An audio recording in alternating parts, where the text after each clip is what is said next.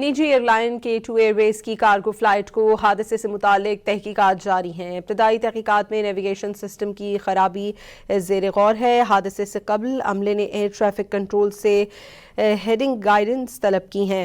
Flight radar के मुताबिक तैयारा इंतहाई तेज़ रफ्तारी से समंदर की जानिब गिरा है। इसी बारे में मज़ीद जानते हैं डॉन न्यूज़ के रिपोर्टर सैयद वसीम से। वसीम, अपडेट कीजिएगा।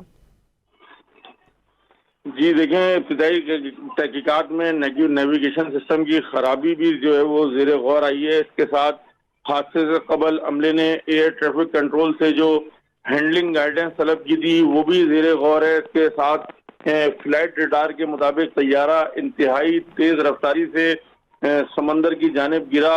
हादसे में अमले के 5 अरकान लापता हो गए हैं। तहकीकाती टीम जो है वो इस हवाले से भी जो है वो तमाम तर शवाहिद इकट्ठे कर रही है कि जो शारजा से रवानगी से कबल तैयारे की मेंटेनेंस की गई थी उसमें क्या तमाम तर मालूमात मिलेंगी।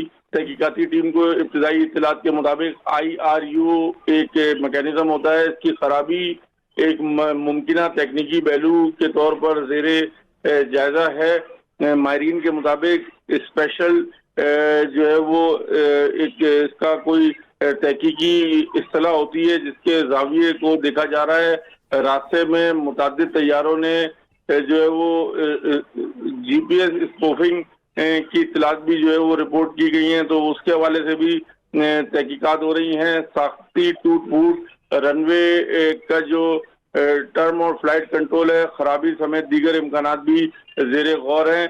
इसी के साथ साथ air safety bureau of air investigation and safety audit की जो टीम है वो भी जो है वो इस हवाले से जो मलबे के मिलने के बाद जो उन्होंने अपनी तहकीकात शुरू की थी वो तमाम चीज़ें भी तहकीकात का हिस्सा है। जी बहुत शुक्रिया सैयद वसीम।